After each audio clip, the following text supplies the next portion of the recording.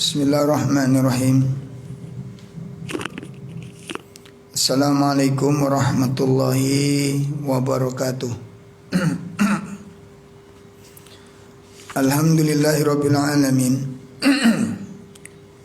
Wassalatu wassalam alal anbiya wal mursalin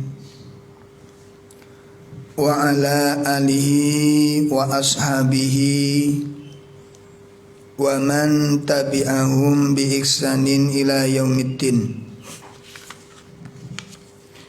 Asyhadu an la ilaha illallah wahdahu la syarikalah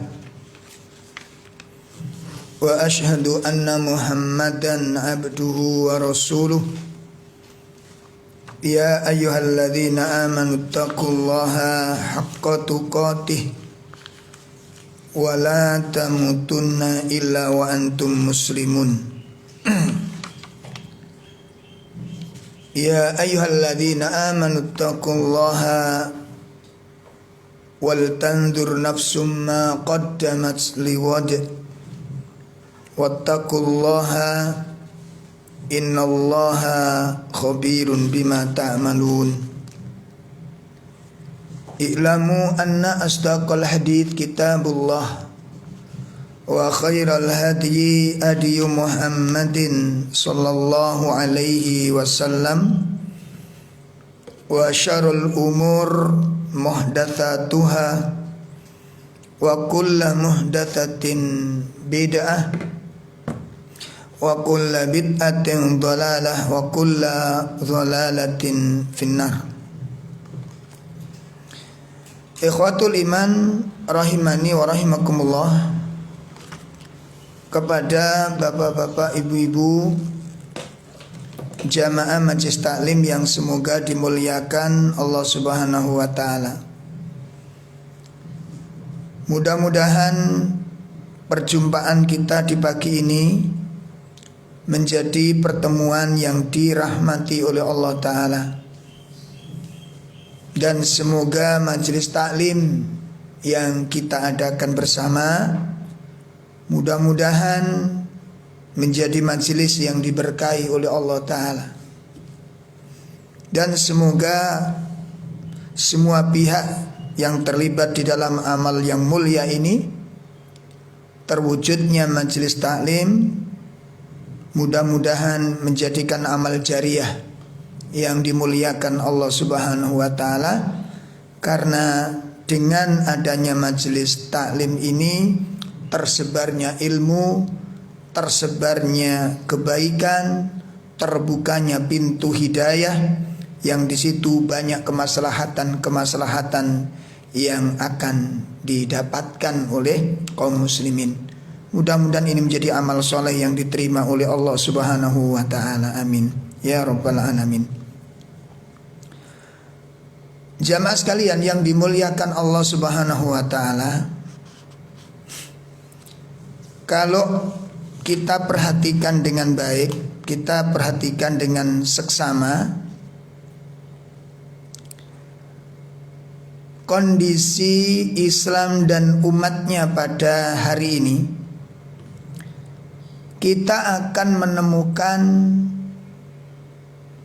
perbedaan-perbedaan kaum muslimin di dalam menjalankan agamanya.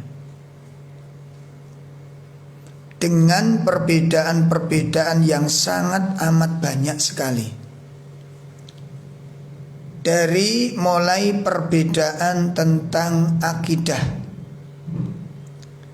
perbedaan di dalam menjalankan kaifiatul ibadah, yakni cara beribadah, dan juga perbedaan di dalam memahami tentang nas-nas dari dalil. Terjadi perbedaan yang sangat banyak, keanekaragaman yang sangat banyak. Itulah yang mungkin disebutkan oleh Nabi Shallallahu Alaihi Wasallam dalam sebuah hadis dari sahabat Irbad bin Sariyah, di mana Rasulullah bersabda, man ya'ish minkum ba'di fasayara ikhtilafan katsira. Barang siapa di antara kalian yang hidup setelah aku tinggalkan nanti, setelah kematianku, kata beliau. Jadi barang siapa di antara kalian yang diberikan umur panjang setelah aku meninggal nanti, maka fasayara ikhtilafan katsira, dia akan melihat, dia akan menyaksikan perbedaan-perbedaan yang sangat banyak sekali. Ini yang telah diungkapkan oleh Nabi Shallallahu Alaihi Wasallam. Dan hari ini ya, kita termasuk bagian dari orang yang disebutkan oleh beliau Shallallahu Alaihi Wasallam, orang yang hidup setelah beliau. Sebagaimana kita ketahui bersama bahwa kita dihidupkan Allah, dilahirkan oleh Allah Ta'ala ya, ke alam dunia ini, itu di zaman yang sudah sangat jauh dari masa kenabian. Ya, zaman yang sudah jauh dari kenabian. Apa konsekuensinya orang yang hidup di zaman yang jauh dari kenabian? Konsekuensinya itu seperti halnya air yang bersih yang keluar dari sumbernya. Ya, kalau air itu baru keluar dari air sumber, baru keluar dari lubangnya air sumber itu, dari mata airnya, itu adalah air yang paling jernih. Begitu air itu mengalir dan semakin jauh, nanti di situ akan terkontaminasi dengan air-air yang bukan dari sumber mata air. Ada yang dari kamar mandi, ada yang dari aliran sungai, ada yang dari selokan, bermacam-macam. Sehingga semakin jauh air itu mengalir, semakin banyak campuran-campuran dari air-air yang tidak jernih. Seperti itu nasib umat hari ini. Ya, seperti itu nasib umat hari ini. Kita hidup di zaman berabad-abad dari masa kenabian Shallallahu Alaihi Wasallam, dan kita hidup di zaman yang sudah sangat amat jauh dari masa itu. Maka secara otomatis pemahaman di dalam memahami tentang agama itu banyak terkontaminasi dengan pemahaman-pemahaman yang bukan dari sumber Islam itu sendiri. Maka disinilah terjadinya perbedaan-perbedaan pendapat itu bermunculan. Ya. Nah, sebenarnya permasalahan intinya itu bukan perbedaan pendapatnya. Karena perbedaan pendapat ini sudah terjadi ketika Nabi masih hidup. Namun permasalahannya adalah perbedaan di masa itu adalah perbedaan yang berdasarkan dengan dalil.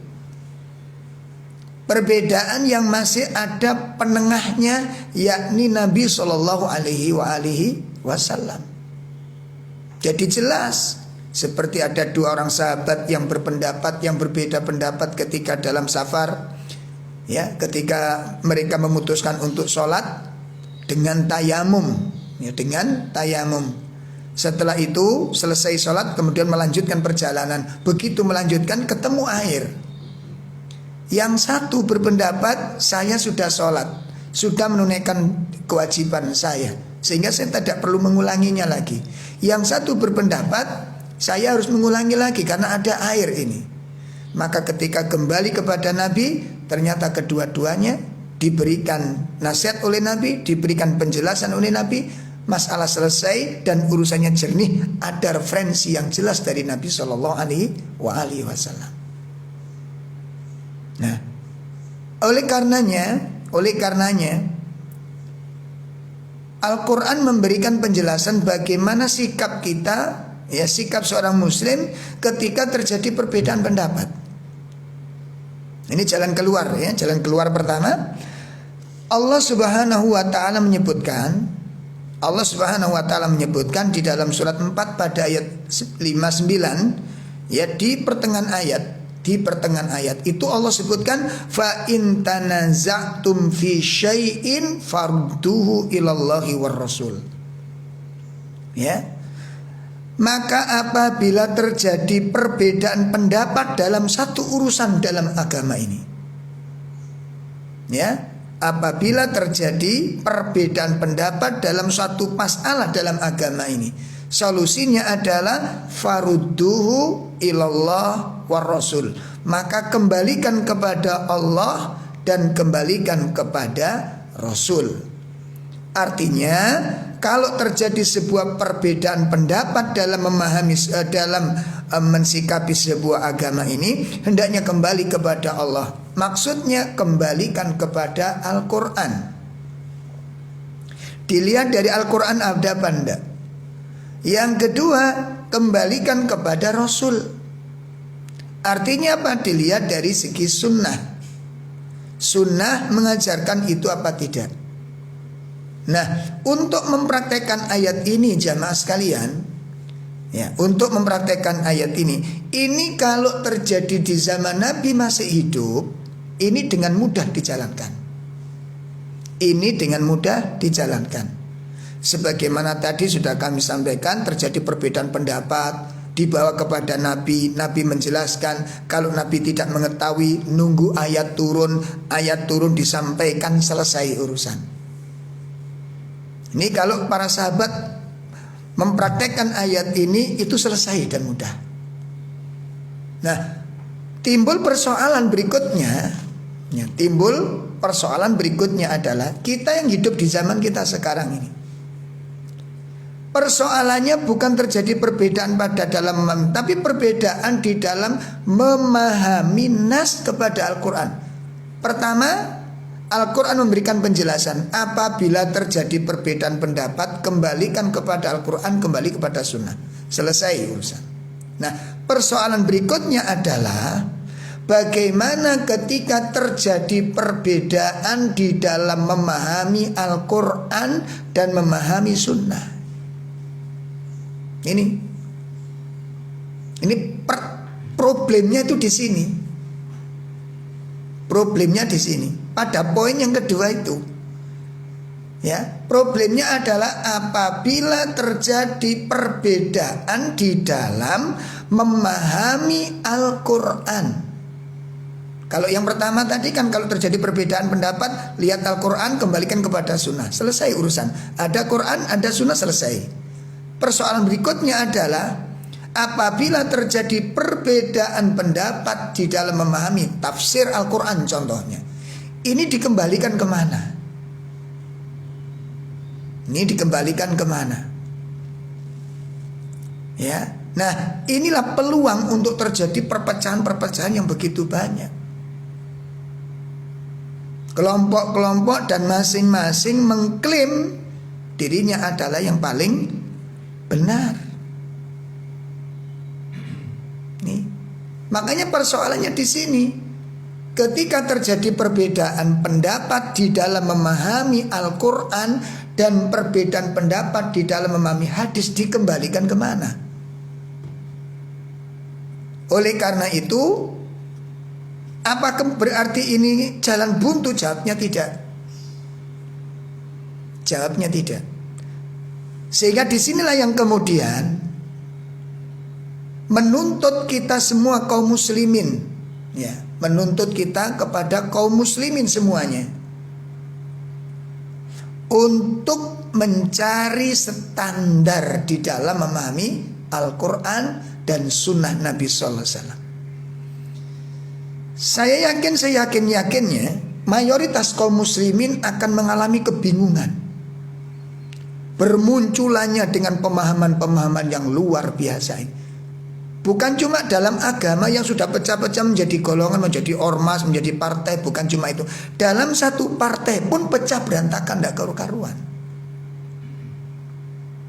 Dalam sebuah organisasi saja itu pecah, tidak karu-karuan. Makanya sampai ada kelompok garis lurus, ada garis bengkok itu nanti. Nah, itu ada sekarang. Ya, yang menghalalkan semuanya, yang membolehkan semuanya, itu padahal satu. Dan yang unik lagi adalah menyatakan bahwa ini bermadhab dengan madhab yang sama. Cuma kan masyarakat awam, nah inilah korbannya ini Pak. Jamaah sekalian, ya, korbannya itu pada masyarakat awam. Umat yang enggan selama ini belajar, yang membiarkan diri dalam ketidaktahuan, memanjakan diri dalam kemalasan, ini akan menjadi korban-korban ini nanti. Dia akan mengalami kebingungan ketika sudah dihadapkan oleh begitu jalan banyak itu di persimpangan jalan. Ada yang ke kanan, ada yang ke utara, ada yang lurus, ada yang belok ke kiri, ada yang lurus dulu kemudian belok kanan, ada yang lurus dulu belok kiri. Dia bingung, jalan mana yang harus saya tempuh. Maka inilah sesuai dengan materi yang pagi ini kita sampaikan, ya, ke arah mana kulangkahkan kakiku ini. Ketika menghadapi perbedaan-perbedaan yang begitu banyak ini. Dan yang menarik adalah masing-masing tersebut punya dalil yang diambil dari Al-Quran, yang diambil daripada sunnah Nabi SAW. Sampai Masya Allah, sampai orang yang meninggalkan sholat, yang meninggalkan puasa pun punya dalil dari Al-Quran dan sunnah. Bayangkan jamaah sekalian, bayangkan, ya, yang nggak sholat itu lo punya dalil, yang nggak berpuasa punya dalil. Ya, Allah takdirkan saya bertemu dengan beberapa teman-teman, karena teman-teman dekat yang mengatasnamakan ngaji pendalaman tauhid. Begitu saya coba dekati, lama-lama nggak sholat. Sholat itu nggak tahu bacaannya kayak apa, nggak ada, cepet sekali. Ternyata itu pun ada dalil.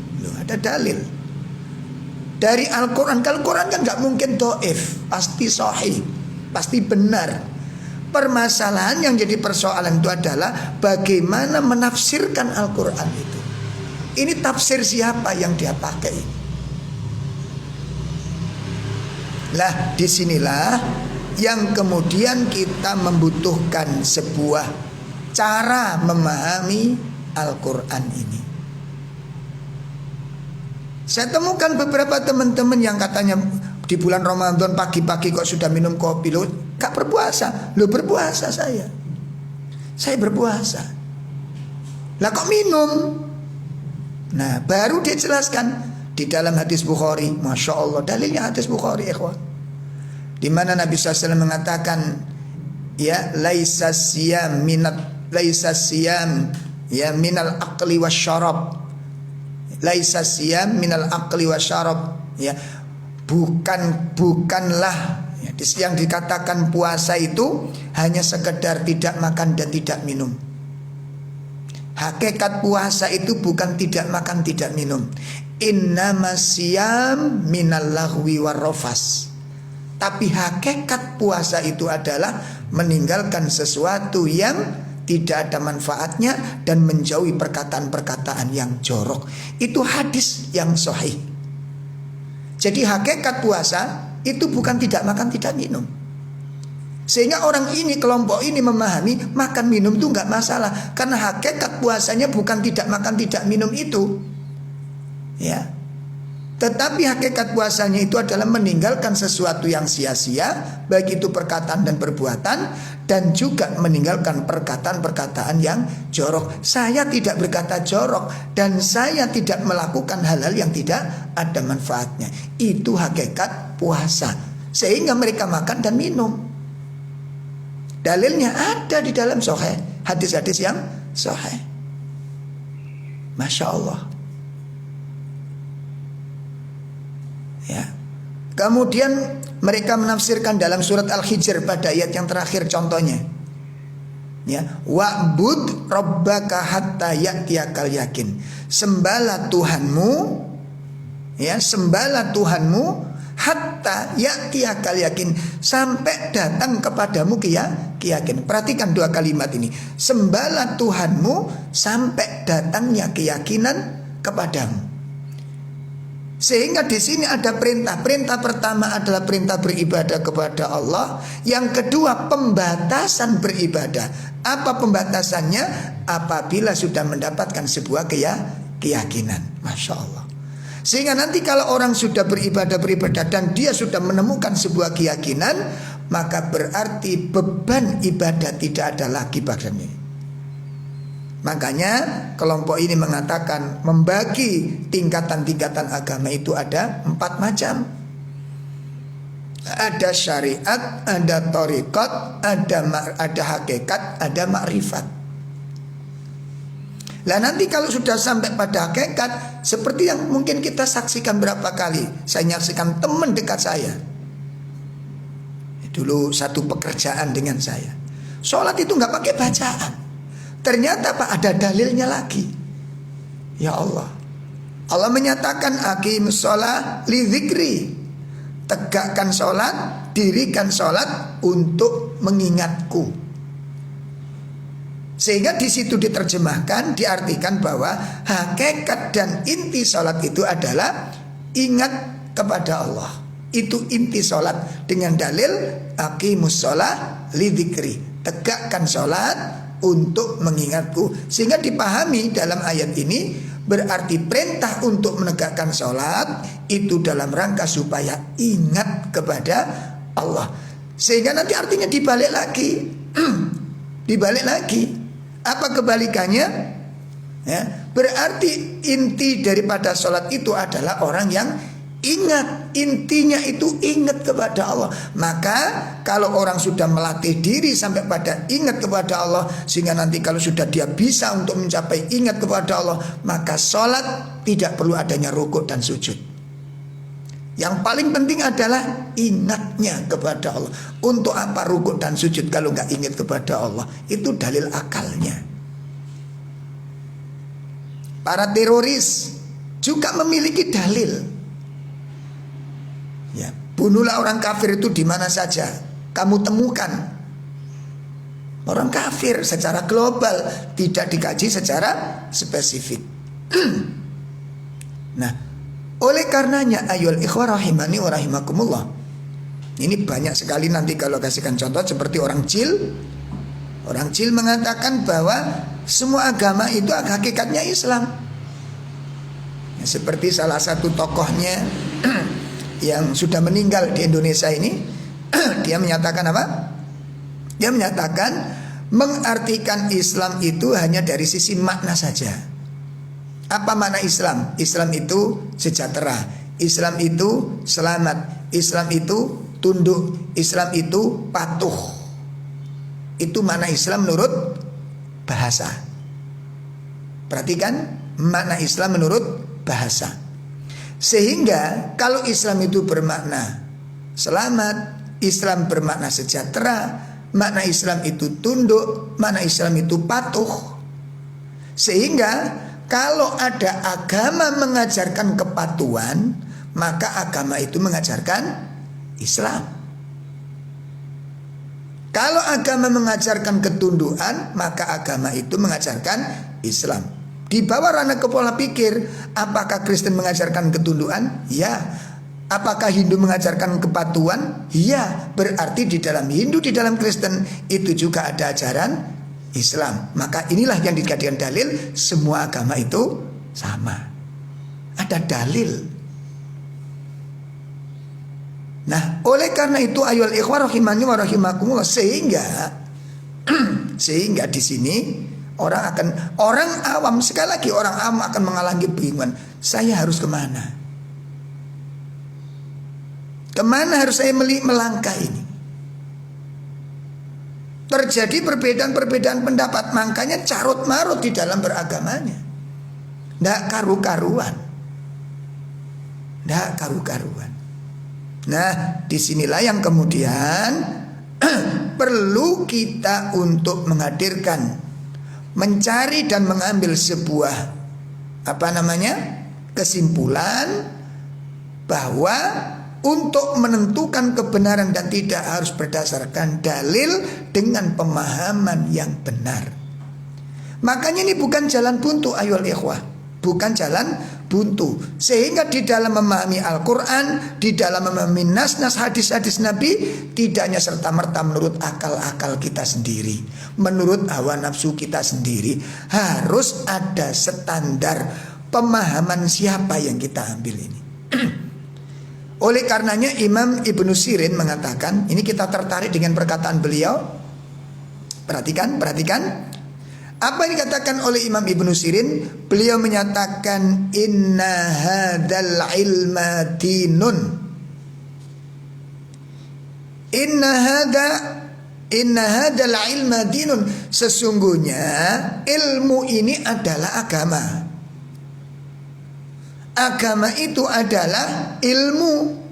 Maka kata beliau, fandur amman ta'khudu. Maka perhatikan dari siapa engkau mengambil agama ini. Perhatikan kalimat ini sangat bagus sekali. Fandur amman ta'khudu, maka perhatikan dari siapa engkau mengambil pemahaman itu.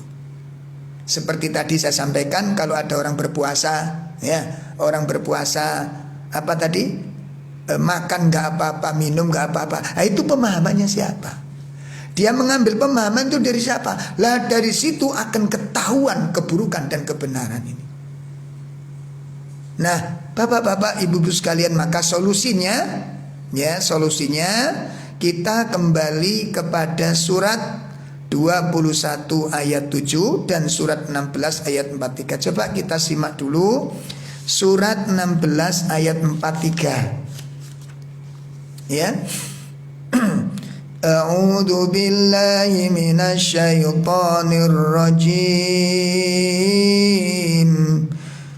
Wa ma arsalna min qablika illa rijalan nuhi ilaihim fas'alu ahla dzikri in kuntum la ta'lamun. Ya. Dan kami tidak mengutus sebelum engkau ya Muhammad, ya, melainkan seorang laki-laki yang kami beri wahyu kepada mereka. Kemudian apa kata Allah? Fas'alu ahli dzikr. Maka bertanyalah kepada orang yang memiliki pengetahuan. Ahlu dzikr. In kuntum la ta'lamun, jika kamu tidak mengetahui tentang suatu agama. Perhatikan. Di sini memberikan solusi. Ini solusinya ketika kita mengalami kebingungan.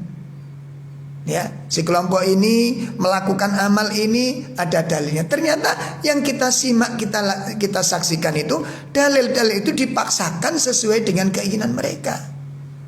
Bukan dalil dulu baru amal. Ini kebalik, amal dulu baru dalil. Yang benar itu ilmu dulu baru dalil. Ilmu dulu baru amal. Amal itu mengikuti ilmu, ilmu itu imamnya amal. Nggak ada ceritanya dokter dulu praktek dulu baru belajar, nggak ada ceritanya. Ya, orang kalau mau bekerja, orang mau berbuat itu ilmu dulu di mana-mana, ilmu dulu, cari dulu ilmunya. Ada apa enggak?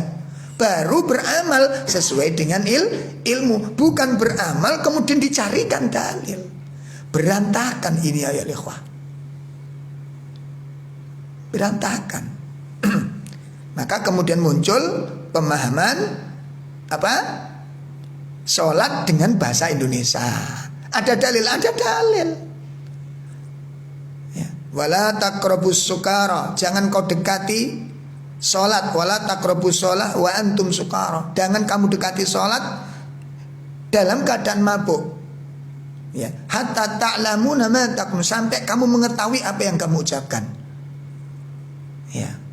Di situ disimpulkan apa? Tafsirnya oleh mereka bahwa orang sholat itu harus mengerti maknanya. Sehingga kalau orang sholat gak ngerti maknanya, seperti sholatnya orang mabuk. Maka untuk mengantisipasi karena tidak semua orang Islam itu ngerti bacaan Arab, maka lebih selamatnya sholat menggunakan bahasa Indonesia berdasarkan dalil itu.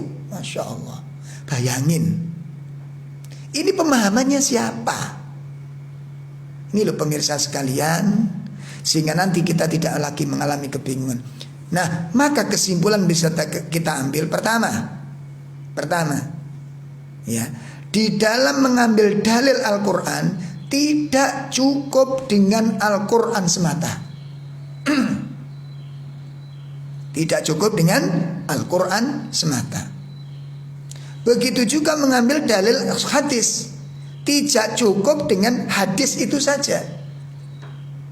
Pemahamannya siapa yang kita ambil ini tadi? Pemahamannya siapa yang kita ambil? Kalau pemahaman dikembalikan kepada masing-masing, maka kebenaran itu nggak ada yang mutlak, ikhwah, nggak ada yang mutlak. Kebenaran itu relatif nantinya. Kalau kebenaran relatif, maka tidak ada amar ma'ruf nahi mungkar. Nggak perlu ada amar ma'ruf nahi mungkar. Kenapa? Karena nggak perlu dinasihati, menurut dia benar kok. Ya, menurut dia benar. Nah, inilah makna yang terkandung di dalam surat 16 ini. Jadi solusi pertama, fas'alu ahli dzikr, bertanyalah kepada ahlu dzikr. Siapa ahlu dzikr ini? Ahlu dzikr itu kalau dia akan ahli dzikr berarti orang yang sudah banyak mengucapkan la ilaha. Tiba, apa makna dzikr menurut Al-Quran? Al-dzikr di dalam ayat ini itu adalah Al-Quran. Karena Allah menamakan Al-Quran, salah satu nama Al-Quran itu adalah Adzikr. Allah menamakan Al-Quran itu dengan sebutan Adzikr, sebagaimana disebutkan Allah di dalam surat 15 ayat 9. Ya, surat Al-Hijr ayat 9. Inna nahnu nazzalna dzikra wa inna lahu lahafidun. Ya, sesungguhnya kamilah yang menurunkan adzikr itu. Apa ini maksud adzikr dalam surat Al-Hijr ayat 9 ini? Disebutkan di dalam tafsir, dan ulama-ulama ijma' mengatakan yang dimaksud adzikr di dalam ayat ini itu adalah huwal Quran. Allah mengatakan kamilah yang menurunkan Al-Quran ini. Maka untuk mempraktekkan surat 16 ayat 43, fas'alu ahli dzikr in kuntum la ta'lamun, bertanyalah kepada ahli dzikr jika kamu tidak mengetahui dalam urusan agama. Maka yang dimaksud adalah kita disuruh bertanya kepada orang yang paling paham dengan Al-Quran. Nah, sekarang timbul pertanyaan. Apa pertanyaannya? Siapakah orang yang paling paham dengan Al-Quran ini? Siapakah manusia yang paling paham dengan Al-Quran ini? Maka tidak ada khilaf dari kalangan a'immatul muslimin, para imam-imam kaum muslimin dan imam-imam madhab, tidak ada khilaf, tidak ada perbedaan pendapat. Orang pertama kali yang paling paham dengan Al-Quran adalah Nabi Sallallahu Alaihi Wasallam. Nabi Sallallahu Alaihi Wasallam. Oh, kalau begitu kita harus mempelajari hadis. Ternyata hadis pun disalahartikan. Seperti tadi saya katakan, sampai orang tidak pakai baju, orang tidak pakai jilbab, itu ada dalilnya. Saya pernah ketemu ada seorang alim ya dari daerah Bangil. Karena satu rombongan dengan saya waktu itu, ya, kami diundang dalam satu pengajian daurah gitu. Kita nggak tahu sebenarnya daerah Malang Selatan karena kami sangat senang belusuan ya.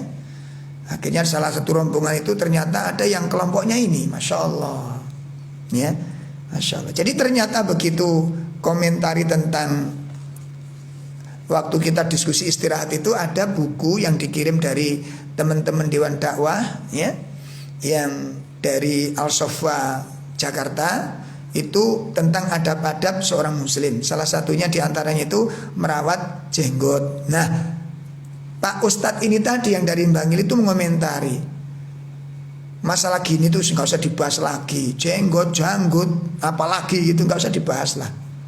Ya. Apa artinya buat penampilan kalau hatinya buruk? Kalimat ini tidak salah secara mutlak. tapi tidak benar secara mutlak. Akhirnya apa yang dijadikan dalil? Yang dijadikan dalil itu hadis Nabi. Nanti bisa dilihat, dan hadis ini masyhur, semua orang pernah dengar. Nabi menyatakan innallaha la yanduru ila fi suwarikum wala ajsamikum walakin yanduru ila qulubikum. Siapa yang enggak dengar hadis ini? Sesungguhnya Allah Ta'ala tidak melihat lahirnya manusia, tidak melihat bentuk fisik manusia, tidak melihat wajahnya, tapi yang Allah lihat adalah hatinya. Nih dalil pembenaran orang tidak berjilbab. Padahal harus diluruskan dulu. Ini urusan kepala dengan urusan hati itu beda. Kepala ada kewajibannya sendiri, tutup dulu. Soal akhlaknya kurang bagus itu nomor 2. Ada kewajiban sendiri untuk menutup kepala ini. Tapi ini dicampur. Allah tidak melihat fisik, tapi Allah melihat hati.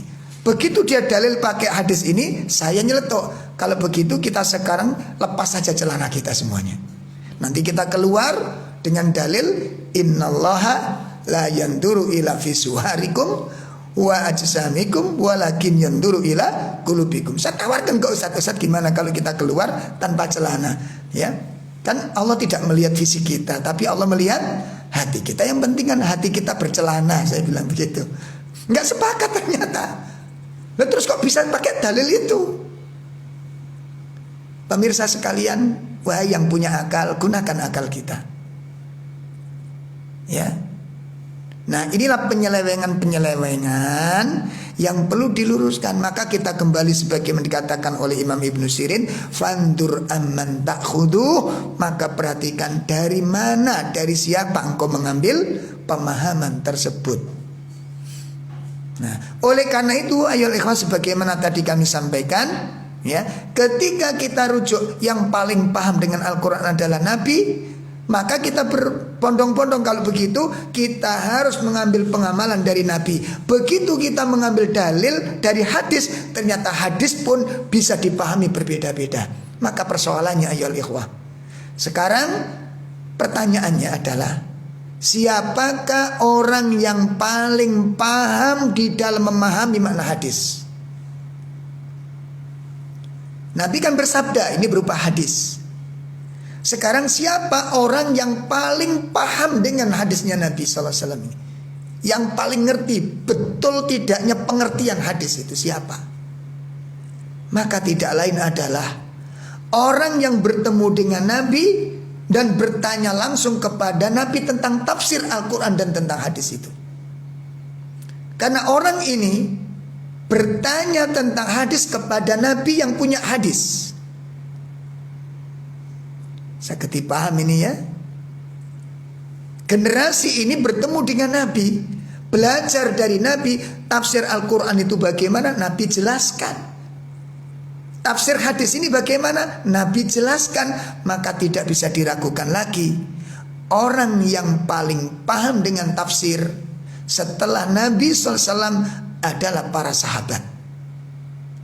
Dan orang yang paling paham dengan hadisnya Nabi, tidak diragukan lagi, adalah para sahabat. Kenapa? Karena para sahabat mengambil penafsiran langsung dari Nabi SAW. Adakah keraguan di hati kita semuanya tentang lurusnya pemahaman para sahabat di dalam memahami Al-Quran dan hadis Nabi ini? Adakah keraguan di antara kita? Sekarang kalau memang ragu-ragu, kita tanya, kalau selain sahabat ada nggak generasi yang lain yang lebih paham tentang Al-Quran dan paling tahu tentang sebab-sebab turunnya, ayat ini turun bagaimana, kapan turunnya, tafsir hadis ini, bagaimana Nabi menyatakan, dan orang ini langsung mengetahui prakteknya dan mendapatkan penjelasan langsung dari Nabi SAW. Adakah generasi yang lebih paham daripada itu? Tolong sebutkan. Maka kita tidak ragukan lagi, ayo ikhwan. Nah, dari sinilah yang kemudian disimpulkan, ketika kita berdalil, yang penting Quran hadis itu enggak cukup. Saya katakan sekali lagi, orang yang mengatakan yang penting ada Qur'annya, ada hadis, itu tidak cukup. Teroris juga pakai Qur'an. Orang yang nggak sholat pakai Qur'an. Orang yang nggak berpuasa pakai Qur'an. Orang yang nggak berjilbab pakai Qur'an dan hadis. Persoalannya adalah pemahamannya siapa yang diambil itu. Nabi tidak begitu memahaminya, dan para sahabat tidak demikian. Lalu dia pemahamnya dari siapa? Nah, inilah yang kemudian kenapa umat Islam apabila ingin mendapatkan sebuah jalan yang benar dan menentukan langkah yang harus ditempuh, jalan mana yang harus dilewati, maka tidak perlu diragukan lagi adalah pemahaman para sahabat Nabi Shallallahu Alaihi Wasallam. Itulah pemahaman yang paling benar menurut pandangan Al-Quran dan Sunnah, sesuai dengan tafsir para ulama. Sesuai dengan tafsir para ulama. Nah, mana dalil-dalilnya bahwa pemahaman para sahabat adalah pemahaman yang benar dan jalan mereka adalah jalan yang benar? Pertama, mari kita lihat surat Al-Baqarah ayat 13. Surat Al-Baqarah ayat 13. Allah Subhanahu wa taala berfirman di sana. A'udzu billahi minasyaitonir rajim. Wa idza qila lahum aminu kama amanan nasu qalu anu'minu kama amanas sufaha ala innahum humus sufaha walakin la ya'lamun. Dan apabila dikatakan kepada mereka, berimanlah kamu sebagaimana orang lain telah beriman. Perhatikan kalimat ini. Perhatikan kalimat ini. Ya. Apabila dikatakan kepada mereka, kaum muslimin, di dalamnya ada orang munafik, dikatakan berimanlah kamu semua. Ya, berimanlah kamu semua sebagaimana beriman orang lain telah beriman. Sebagaimana orang lain telah beriman. Nah, pada waktu ayat ini turun, siapakah kelompok manusia yang dikatakan orang lain telah beriman? Sehingga orang-orang lain disuruh beriman seperti imannya kelompok ini. Siapa yang dimaksud? Maka tidak dipungkiri lagi bapak-bapak, ibu-ibu sekalian, kelompok tersebut itu adalah kelompoknya para sahabat yang telah lebih dulu beriman kepada Nabi. Sehingga imannya para sahabat dijadikan standar untuk diikuti oleh orang lain. Ya Allah, perhatikan ayat ini. Berimanlah kamu semua sebagaimana imannya manusia ini. Manusia yang dimaksud adalah orang-orang yang lebih dulu beriman, yang tidak lain pada saat itu ayat ini turun sahabat orangnya. Dan Allah perintahkan manusia-manusia dari kalangan ahli kitab, Yahudi, Nasrani dan yang lainnya, apabila mereka masuk Islam dan apabila mereka ingin beriman, maka adalah beriman kepada orang pertama kali beriman. Siapakah orang pertama kali beriman selain para sahabat? Ini dalil pertama bahwa imannya para sahabat menjadi standar untuk dijadikan percontohan iman-iman generasi setelahnya. Kemudian dikuatkan dengan ayat 137, surat Al-Baqarah ayat 137. Allah menguatkannya. Ya. Allah Subhanahu wa taala berfirman, fa in amanu bimithli ma amantum bih faqadih tadau. Perhatikan di sini. Maka jika mereka orang-orang ahli kitab, Yahudi, Nasrani, Majusi dan yang lain, apabila mereka jika mereka telah beriman sebagaimana yang kamu imani. Perhatikan. jika mereka telah beriman sebagai iman yang kamu miliki. Siapa yang disebut kamu miliki ini? Iman yang kamu miliki adalah Nabi dan para sahabatnya. Artinya apa? Jika orang Yahudi beriman, jika orang Nasrani beriman, jika orang Majusi beriman seperti imannya Nabi dan para sahabat, faqadih tadau, maka siapapun yang mengikuti Nabi dan para sahabatnya benar-benar mendapat petunjuk. Poin pertama, imannya para sahabat dijadikan standar untuk dijadikan rujukan dan ikutan di generasi berikutnya. Imannya para sahabat menjadi standarnya. Yang kedua, Allah Subhanahu wa taala memuji para sahabat dengan pujian yang luar biasa.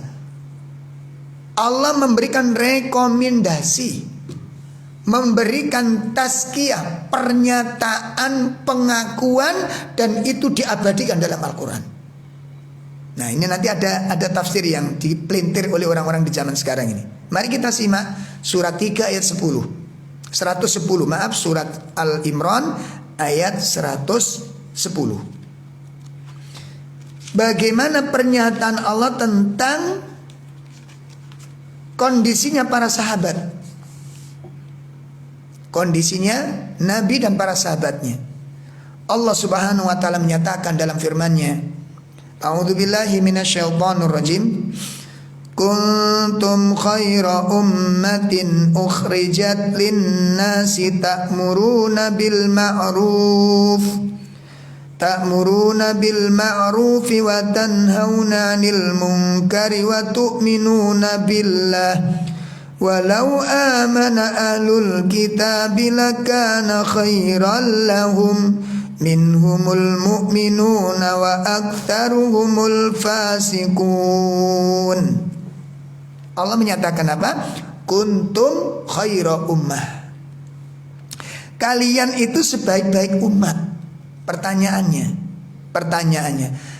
secara khusus ayat ini ditujukan kepada siapa? Karena ini mengandung dua makna. Yang pertama makna khusus, yakni ketika ayat ini turun, ini secara khusus, kuntum, kalian, itu yang dituju siapa? Tidak lain ayyuhal ikhwah, Nabi dan para sahabatnya. Nabi dan para sahabatnya. Perhatikan, Nabi dan para sahabatnya. Kuntum khaira ummat. Kalian, hai para sahabat, itu adalah sebaik-baik umat. Siapa yang menyatakan sahabat yang generasi terbaik? Allah tabaraka wa ta'ala. Bukan manusia, bukan ulama, bukan Pak Yai, bukan Ustadz. Yang menyatakan sahabat itu generasi terbaik adalah Allah yang paling tahu tentang kebaikan itu. Benar-benar baik, Allah yang tahu. Allah yang mengetahui dengan innallaha khabirun bima ta'malun. Innallaha alimun khabir. Allah mengetahui dan Allah maha teliti. Dia yang mengatakan, Allah yang menyatakan sahabat generasi terbaik. Loh, apakah ayat ini tidak secara umum kepada umat Islam? Iya, umat Islam yang bagaimana? Apa umat Islam? Ini umum, umat Islam semuanya itu generasi terbaik. Apa kalau nggak salah juga dikatakan baik?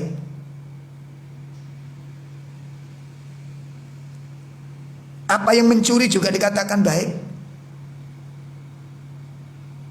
Coba renungkan. Tidak demikian ayo ikhwah. Ya, tidak demikian. Maka tentu saja, ya, sahabat, manusia-manusia yang lain hari ini umat Islam bisa mencapai khairul umat apabila para manusia di zaman-zaman ini mengikuti jejaknya para sahabat. mengamalkan seperti amalannya para sahabat, beriman sebagaimana imannya para sahabat, sebagaimana dalam surat Al-Baqarah ayat 137. Fa in aminu ya bimithli amantum bih, kalau mereka beriman seperti imanmu hari ini. Nah, apakah iman kita sudah sama dengan imannya Nabi dan para sahabat? Jalan yang kita tempuh apa sudah sama dengan mereka? Cara ibadah apa sama dengan mereka? Ini jamaah sekalian yang dimuliakan oleh Allah Subhanahu wa taala. Nah, tadi yang saya sebutkan di ayat ini ada ayat yang disalahgunakan oleh sebagian kaum muslimin untuk membenarkan perbuatannya. Apa itu? Kita lihat ayat berikutnya, kalimat berikutnya setelah mengatakan kuntum khaira umat ukhrijat linnas. Nah, ini dia yang ditelintir ini. Sebagian kelompok, dan ini kelompok besar di zaman sekarang ini, mendunia ini. Ya. Kalian adalah generasi terbaik dari umat ini, umat terbaik dari manusia ini. Ukhrijat linnas, dari kata-kata kharaja. Ukhrijat, keluar. Maka ada yang mengatakan ini dalil khuruj. Nah, apa dalil khuruj itu? Dalil bahwa orang itu bisa baik mencapai kemuliaan kalau dia keluar ke tengah-tengah manusia untuk berdakwah. Maka ada sekelompok manusia yang amalnya itu keluar dengan dalil ayat ini. Ini dalilnya. Sehingga orang belum keluar tidak dikatakan sebagian orang yang baik. La haula wala quwata illa billah. Tidak ada satupun tafsir ulama ahli tafsir yang menafsirkan seperti itu kecuali kelompok ini saja,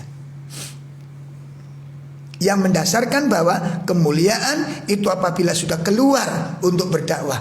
Sekalipun baru gabung langsung berdakwah. Sementara Islam tidak dibenarkan. Akan yang didakwakan apa? Sementara ilmu belum memahami tentang akidah, tentang sunnah. Makanya di dalam kelompok ini banyak sekali penyimpangan-penyimpangan tanpa disadari. Ya Allah, ini dalil kedua, ya, penjelasan kedua tentang keutamaan para sahabat dan yang dijadikan dalil sesuai dengan Al-Quran. Nanti dilihat tafsirnya. Makna ukhrijat ini, perhatikan surat Al-Imran 110, kuntum khaira umat, kalian sebaik-baik manusia. Nabi dan para sahabat itu sebaik-baik manusia, kata Allah. Lalu ukhrijat linnas, tafsir dari Ibnu Katsir disebutkan apa? Adhara, kalian itu dikeluarkan di tengah-tengah manusia. Itu artinya apa? Ditampakkan di tengah-tengah manusia. Ya, ukhrijat itu artinya apa? Adhara, kan itu ditampakkan di tengah-tengah manusia. Supaya apa? Para sahabat supaya bisa menjadi teladan bagi manusia. Itu maknanya. Bukan ditafsirkan khuruj, keluar rumah, keliling, kemudian yang 2 hari, 3 hari, 4 hari, semakin lama semakin mulia. Ya, Masya Allah, ini banyak hal yang harus dibahas secara rinci dan yang hati-hati di dalam pembahasannya. Karena kita bukan bertujuan untuk menghakimi, tapi ingin membenahi sesuatu yang dianggap kurang baik dan kurang benar. Ini dalil kedua, ya. Kenapa kita harus mengikuti jejaknya para sahabat? Karena mereka telah mendapatkan rekomendasi langsung dari Allah. Mereka adalah generasi terbaik. Yang ketiga, bahwa jalannya para sahabat, ya, jalannya para sahabat, pemahaman para sahabat adalah jalan dan pemahaman yang sudah mendapatkan keridhaan dari Allah. Jadi nggak mungkin salah. Allah memberikan jaminan tentang keridhaannya kepada generasi ini. Allah sebutkan hal ini di dalam surat At-Taubah, surat yang ke-9 ayat 100. Allah Subhanahu wa taala berfirman, a'udzubillahi minasyaitonir rajim. Was-sabiqunal awwaluna minal muhajirin wal ansari walladzina tabauhum biihsan radhiyallahu anhum wa radu an وأعد لهم جنات تجري تحتها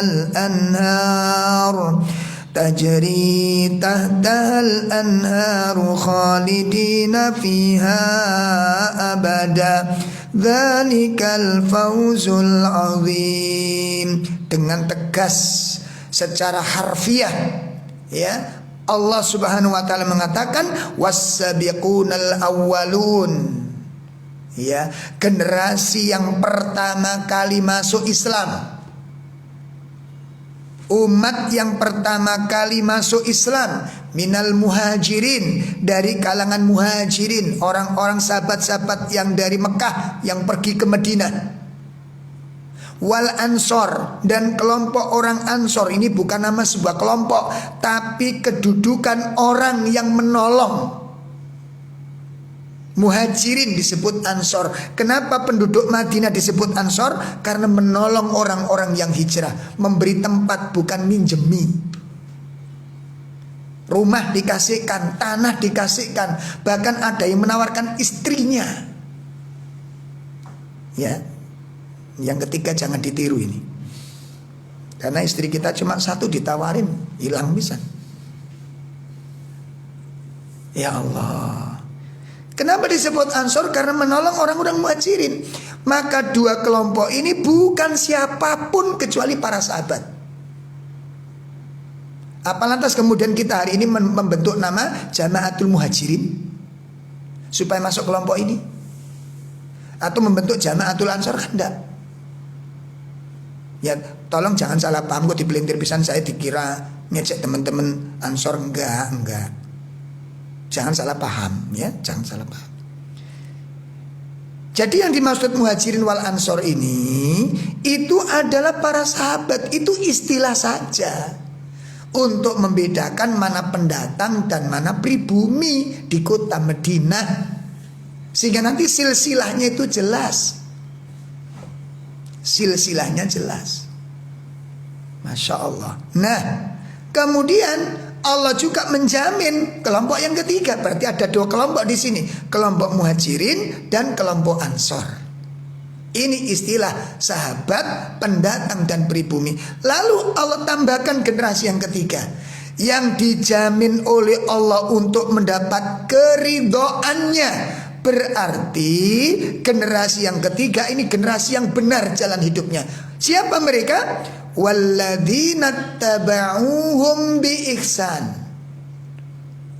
Dan orang-orang, perhatikan, orang-orang yang mengikuti mereka. Mereka ini siapa yang dimaksud? Rujuknya kembali kepada muhajirin dan ansor.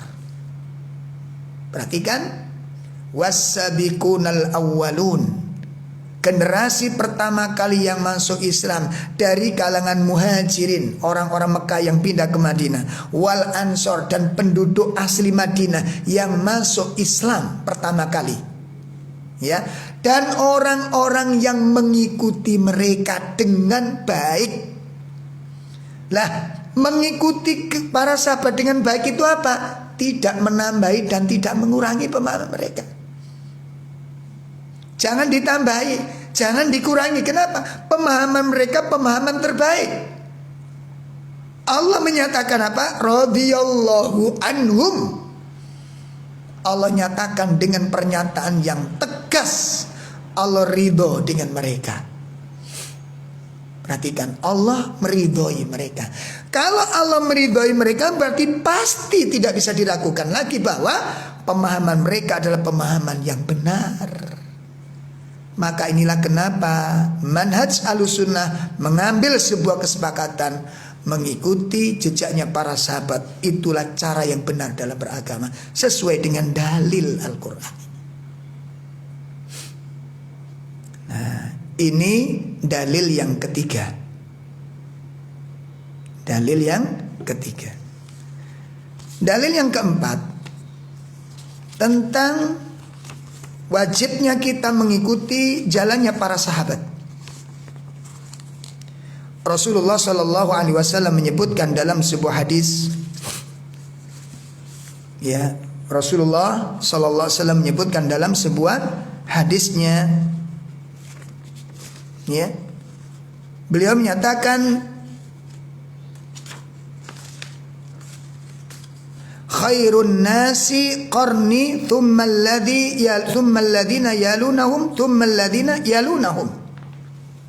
Ya. Generasi sebaik-baik generasi adalah qarni, generasi yang hidup di zamanku, kata Rasulullah SAW. Sebaik-baik generasi adalah generasi yang hidup di zamanku.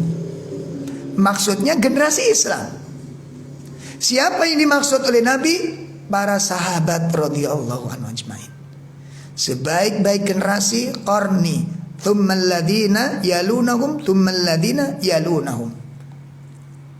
Kemudian setelah para sahabat, generasi yang terbaik kata beliau adalah orang yang mengikuti para sahabat, yang disebut dengan tabi'in. Kemudian siapa lagi? Thummal ladina yalunahum. Kemudian generasi yang mengikuti para tabi'in, yang disebut dengan tabi'ut tabi'in. Inilah 3 generasi yang mendapatkan pernyataan secara langsung dari Nabi Shallallahu Alaihi Wasallam.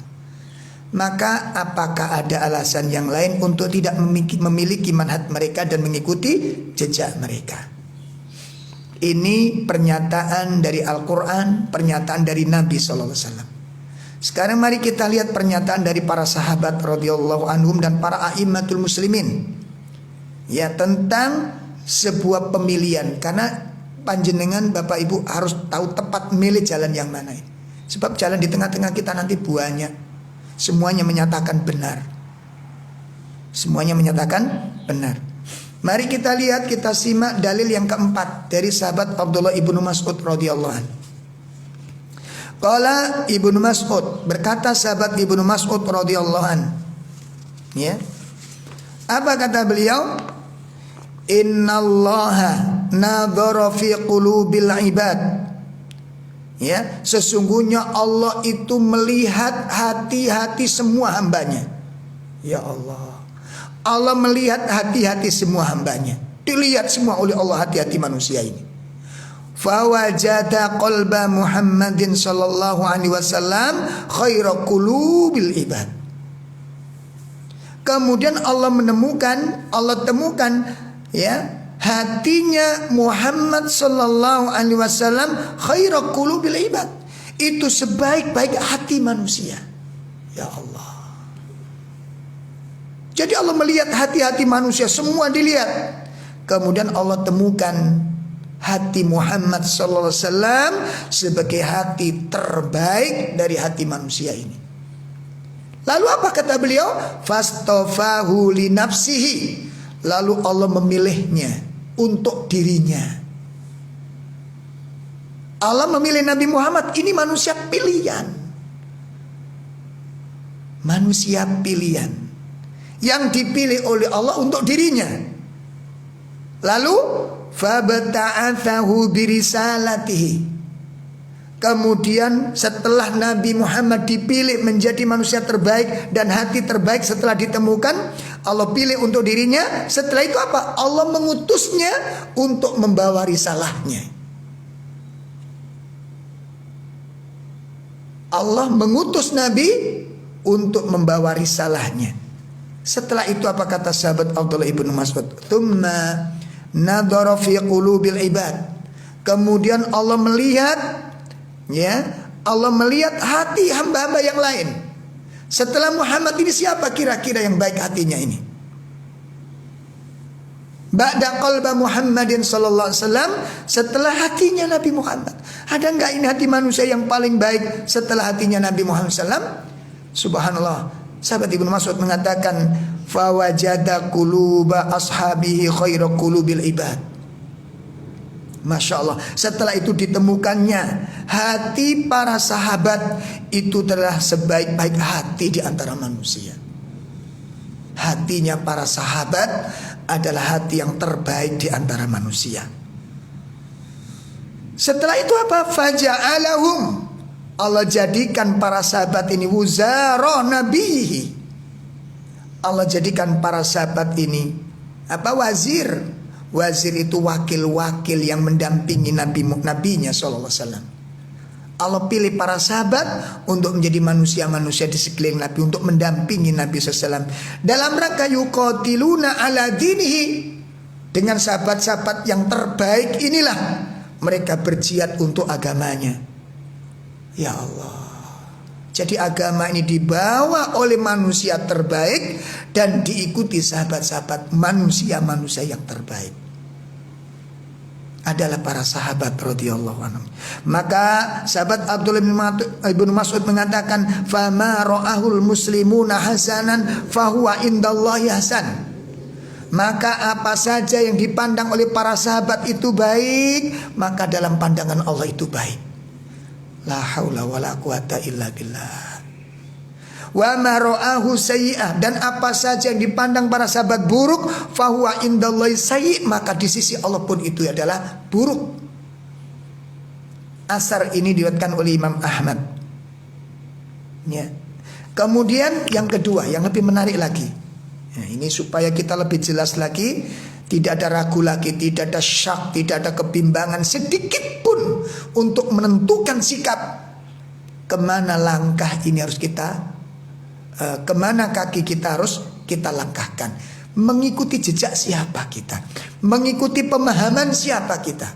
Tidak ada syak, tidak ada keraguan, tidak ada kebimbangan, dan itu kita pegang sampai kita bertemu dengan Allah Subhanahu wa taala. Mari kita simak pernyataan yang kedua dari sahabat Abdullah ibnu Mas'ud. Beliau berkata, "Man kana minkum mustanan." Barang siapa yang ingin mengikuti suatu jejak di antara kalian. Barang siapa di antara kalian yang ingin mengikuti suatu jejak,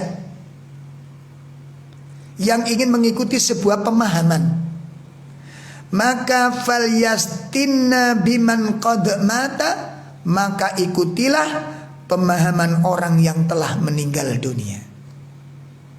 Nah, perhatikan, barang siapa ya di antara kalian yang ingin mengikuti suatu jejak, maka ikutilah jejak orang yang telah meninggal. Ya. Fa innal hayya, perhatikan, karena sesungguhnya orang yang masih hidup, la tu'manu alaihil fitnah, tidak terjamin selamat daripada fitnah. Ini maksudnya gimana ini? Maksudnya gimana? Apabila kalian ingin mengikuti suatu jejak, ikutilah jejaknya orang yang telah meninggal. Karena orang yang masih hidup tidak terjamin daripada fitnah, tidak terjamin selamat daripada fitnah. Maksudnya apa ini? Para sahabat yang sudah meninggal. Ya, dia maksud ini adalah, saya terangkan dulu. Siapa yang dimaksud orang yang telah meninggal ini? Ulaika ashabu Muhammadin sallallahu alaihi wasallam. Mereka yang dimaksud orang yang telah meninggal, yang harus kalian ikuti jejaknya, yang harus kalian ikuti pemahamannya, itu adalah ashabu Muhammadin sallallahu alaihi wasallam. Mereka adalah para sahabat-sahabat Nabi sallallahu alaihi wasallam yang telah meninggal dunia ini. Mereka adalah sahabat-sahabat Rasulullah. Nah, kenapa disebut? Karena orang yang hidup belum terjamin selamat dari fitnah. Para sahabat itu, jamaah sekalian, untuk menyatakan orang baik, buruk, itu dilihat khotamnya, akhir kehidupannya ini. Dan para sahabat radhiyallahu anhum ajmain adalah orang yang sudah terjamin. Makanya disebutkan kaidah para ulama, faidah disebutkan ulama Imam Asy-Syafi'i, ulama Imam Al-Bukhari, wafat. Yang ditulis wafat lahirnya jarang ditulis. Kenapa? Karena pengakuan orang itu dikatakan soleh ngelihat akhirnya. Dan para sahabat itu meninggal di atas keimanan yang sempurna, di atas keimanan yang luar biasa, yang sudah Allah ridhoi, yang sudah dijamin kebenarannya oleh Allah Subhanahu wa taala, dan juga dijamin kebenarannya oleh Nabi sallallahu alaihi wasallam. Nah, ini. Lalu apa keistimewaannya? Kok kita apabila ingin mengikuti pemahaman, ambil pemahamannya para sahabat, ingin mengikuti jejak-jejaknya para sahabat. Kenapa? Sahabat Abdullah ibnu Mas'ud memberikan rinciannya. Pertama, kanu afdalu hadhil ummah. Mereka adalah umat yang paling utama di antara umat ini. Para sahabat adalah umat yang paling utama di antara kaum muslimin ini. Generasi yang paling utama, sahabat. Keistimewaan yang kedua, wa abarruha quluban. Para sahabat adalah orang yang paling baik hatinya. Ya Allah, kita lihat Abu Bakar, kita lihat Umar, kita lihat Utsman, kita lihat Ali, kita lihat Hamzah, kita lihat Abdurrahman bin Auf, kita lihat Bilal bin Rabah, dan kita lihat sahabat-sahabat yang lain. Makanya nanti tolong ibu-ibu, bapak-bapak beli kitab namanya apa itu? Asyratul Mubasysyirina fil Jannah. Ya, 10 orang yang dijamin surga. Baca buku itu. Pertanyaannya, mengapa mereka dijamin surga? Apa keistimewaannya? Ini perlu kita gali. Makanya nanti ketika Nabi menyatakan khairun nas, kuntum khaira umat, kalian para sahabat sebaik-baik manusia. Pertanyaannya, apa kebaikan apa yang dimiliki oleh para sahabat? Makanya kalau sekarang kita menyatakan kami sebaik-baik golongan, nah kebaikan apa yang antum miliki sekarang? Jadi nggak dilarang sampai mengatakan kami kelompok baik. Nah, nggak sholat itu katakan baik, nggak nutup aurat katakan baik, nggak ngaji katakan baik, nyembah pohon, nyembah klenik, nyembah apa dikatakan baik. Maka pengakuan sebagai kelompok yang baik itu ada konsekuensinya. Buktinya apa gitu loh. Nggak, kalau orang Jawa itu gak angger ngaku. Kalau ngaku saja semuanya mengatakan baik. Ya, semua mengatakan baik. Cuma bisa nggak kita buktikan bahwa kami orang baik ini? Kalau para sahabat terbukti sekali. Makanya Allah mengatakan kuntum khairu umat, kalian generasi terbaik. Nabi SAW menyebutkan khairun nasi qarni, sebaik-baik manusia generasiku. Kenapa? Karena memang sahabat layak disebut generasi yang baik, karena kebaikan berkumpul di hati mereka. Ini keistimewaan yang kedua kata sahabat Abdullah ibnu Mas'ud. Jadi yang pertama, para sahabat itu adalah umat yang paling utama. Yang kedua, wa abarruha quluban, orang yang paling baik hatinya. Yang ketiga, wa a'maqaha ilman, orang yang paling dalam ilmunya. Para sahabat, jamaah sekalian, nanti kalau bapak ibu baca tarikhnya, itu sudah Masya Allah, gak kebagian tempat kita ini. Makanya kapan-kapan kita akan bahas materi, masih adakah tempat di surga untukku ini? Ya Allah, masih adakah tempat untukku di surga itu? Penting ini. Kalau kita ngeliat kebaikan-kebaikan, gak ada sahabat-sahabat yang gak cemburu dengan kebaikan. Semua yang ingin dia tahu dia lakukan. Seperti sahabat Umar, Abu Bakar, tidak ada satupun amalan Nabi yang diamalkan oleh Abu Bakar. Makanya Abu Bakar terus mencari informasi apa yang dilakukan Nabi, dia harus tahu. Ya Allah. Ini yang kedua, yang ketiga alasannya kenapa sahabat yang terbaik? Karena yang ketiga, mereka adalah orang yang paling dalam ilmunya. Kenapa? Karena beliau berguru kepada Nabi. Ya, siswa-siswa pertama kali yang di madrasahnya Rasulullah, para sahabat yang paling dalam ilmunya. Yang ketiga, yang keempat, wa aqallaha takallufan, yaitu generasi yang paling sedikit beban-bebannya dalam agama ini. Artinya apa? Para sahabat tidak menganggap ketaatan ini beban, sehingga para sahabat tidak pernah mengeluh di dalam ketaatan, tidak mengeluh di dalam persoalan-persoalan hidupnya. Apabila mereka tidak merasa kuat, datang kepada Nabi minta nasihat, dinasihati, selesai urusan. Kecuali segelintir manusia dari kalangan khawarij yang sering ngeyel, yang sering bantah, kecuali, dan itu dikecualikan memang, dan tidak diakui imannya oleh Nabi SAW. Makanya orang-orang yang tidak komitmen Di zaman Nabi sekalipun, walaupun duduk di majlis Nabi, disebutkan oleh Nabi di sana. Makanya ada kelompok munafikin yang wajib kita ketahui sifat-sifatnya. Kemudian keistimewaan sahabat yang kelima, apa? Qaumun ikhtarahumullahu li suhbati nabiyhi. Sahabat adalah suatu kaum yang dipilih oleh Allah untuk menemani dan mendampingi nabinya sallallahu alaihi wasallam. Jadi Nabi itu manusia terbaik. Sahabat yang menjadi sahabat Nabi adalah manusia terbaik untuk mendampingi beliau dan di dalam membawa risalah yang mulia ini. Saya nggak bisa bayangin kalau zaman kita jadi sahabat Nabi ini ruwetnya limbang biasa. Kita ini suka ruwet gitu. Ada ayat ditawar, ada ayat dibantah. Koyok cerdas-cerdas soai gitu. Ya, ini manusia sahabat. Kenapa mereka utama? Karena mereka adalah manusia yang dipilih oleh Allah. Allah yang milih, Allah yang mengakui, bukan manusia. Kalau kita kan meraba, oh Pak Yah itu bagus, ulama itu bagus, ustadz itu bagus. Itu kan penilaian kita yang kita nggak tahu tentang aslinya.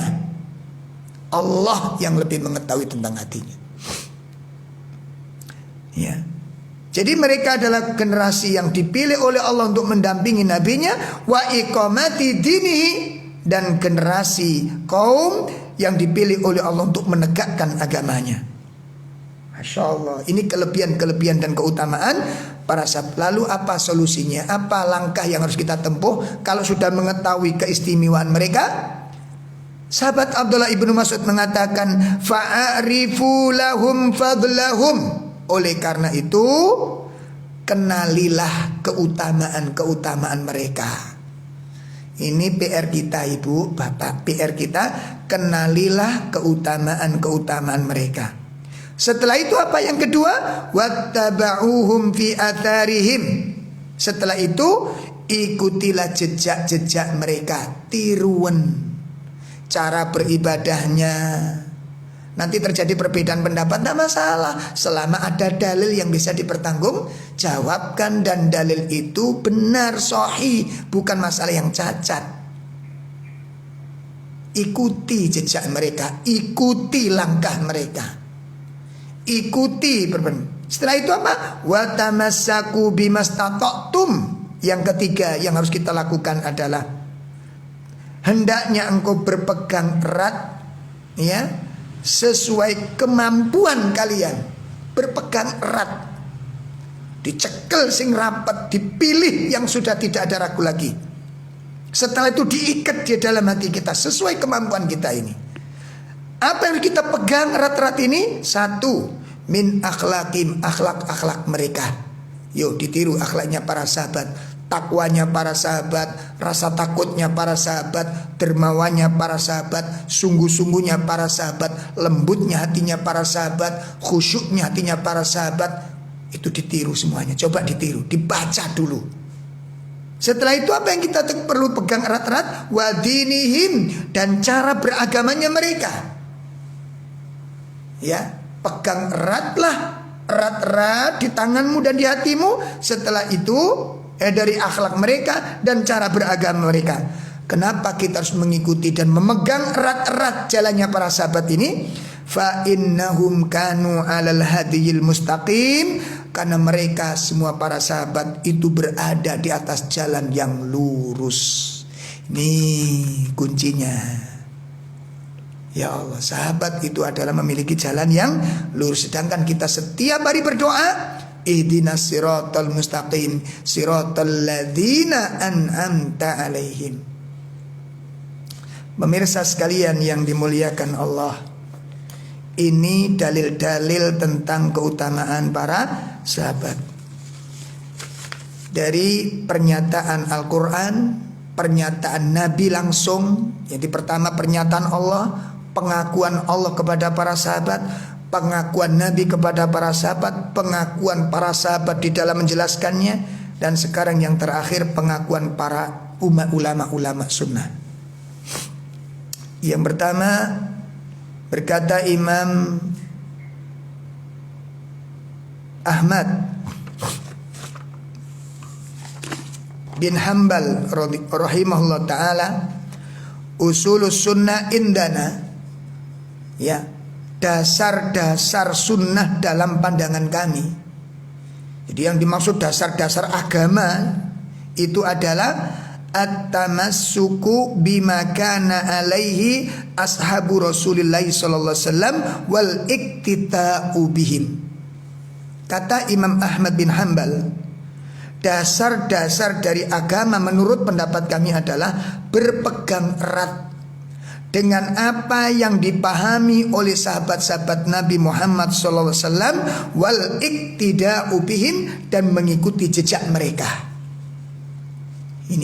Ini dasar agama. Sehingga nanti bapak-bapak, ibu-ibu, nah kalau kita sudah mengetahui begini, maka kita tidak mengalami kebingungan ketika ada pernyataan, ada ceramah, ada pidato, ada mau itu khasanah yang kok begini-begini. Coba diukur, ini pemahamannya siapa? Udah ketemu nanti, ketemu, sehingga kita nggak bingung, ya, akan melangkah ke arah mana kita akan berjalan, nggak bingung kita. Ya, kemudian imam yang kedua adalah Imam Abdul Hamid bin Badis rahimahullah ta'ala menyatakan al-Islam, yang dimaksud al-Islam itu adalah innama huwa fi kitabillahi wa sunnati rasulillahi sallallahu alaihi wasallam. Yang dimaksud Islam itu adalah perkara-perkara yang terdapat di dalam kitab Allah dan terdapat di dalam sunnah Nabi sallallahu alaihi wasallam. Wa makana alaihi salafuna min ahlil quruni talatah al-mashhud lahum, ya, bil khairiyah ala lisani sadiqil masduq. Masya Allah, ini lebih tegas lagi. Apa kata Imam Abdul Hamid bin Badis? Jadi yang dimaksud Islam yang benar itu adalah sesuatu yang terdapat di dalam Al-Quran, kitab Allah, dan sunnahnya Nabi SAW, dan apa saja yang ada di dalam salafuna, generasi-generasi pertama kami, ya, min ahlil quruni talatah, dari tiga generasi al-masyhud, yang disaksikan lahum atas keutamaan mereka, bil khairiyati, akan kebaikan-kebaikannya, ala lisani sadiqil masdud, ya, as-sadiqil masdud, yang disaksikan, dinyatakan orang yang lisannya benar dan dibenarkan. Artinya apa? Pernyataan Nabi tidak mungkin salah. Jadi yang menyatakan sahabat baik itu manusia yang terpercaya, yakni Nabi Muhammad sallallahu alaihi wasallam. Jamaah sekalian, ini penjelasan yang bisa kami sampaikan dalam kajian pagi dan siang ini tentang menjawab atau memberikan jawaban tentang kebingungannya umat ini ketika harus memilih jalan mana yang harus kami pilih, kemana arah yang harus kami tempuh, ke arah mana kaki ini kulangkahkan.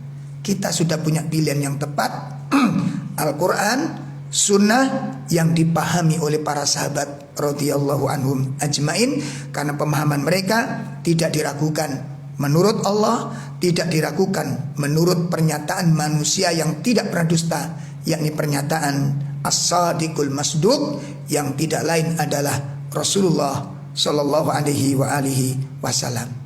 Sehingga bapak-bapak, ibu-ibu tidak usah ragu mengikuti jejaknya para sahabat, apa yang dinyatakan oleh mereka dan ulama-ulama yang mengikuti mereka. Maka kita tidak boleh berpisah dengan pendapatnya para ulama. Kita nggak boleh menafsirkan semau kita sendiri, tafsir yang nggak jelas. Ya, dari mana tafsir ini, ulama siapa yang menafsirkan demikian, itu nggak jelas. Maka tinggalkan, jangan ada keraguan. Tinggalkan dan jauhi, jangan ada kebimbangan. Jalan yang benar yang sudah dinyatakan oleh Allah, dinyatakan oleh Nabi, adalah pemahaman generasi yang terbaik, yang diakui, direkomendasikan oleh Sang Khalik dan Sang Nabi yang mulia ini. Demikian kajian kita pagi dan siang ini. Mudah-mudahan ini membantu kita dan kaum muslimin untuk menetapkan sebuah pilihan. bulan depan, Selasa depan, insya Allah kita akan membahas materi tentang sebab-sebab perkara yang membingungkan ini dengan sebuah materi tentang nanti akan kita sampaikan tentang permasalahan sebab-sebab umat menjadi bingung dan salah arah dan salah pilih. Itu nanti akan kita bahas supaya nanti kita bisa mewaspadai dan berhati-hati, dan kita tidak muncul lagi keraguan, kebimbangan untuk menetapkan sebuah pemahaman. Kurang lebih mohon maaf yang sebesar-besarnya. Kita akhiri dengan kafarah majelis. Subhanakallahumma bihamdika asyhadu an la ilaha illa anta astaghfiruka wa atubu ilaik. Assalamualaikum warahmatullahi wabarakatuh.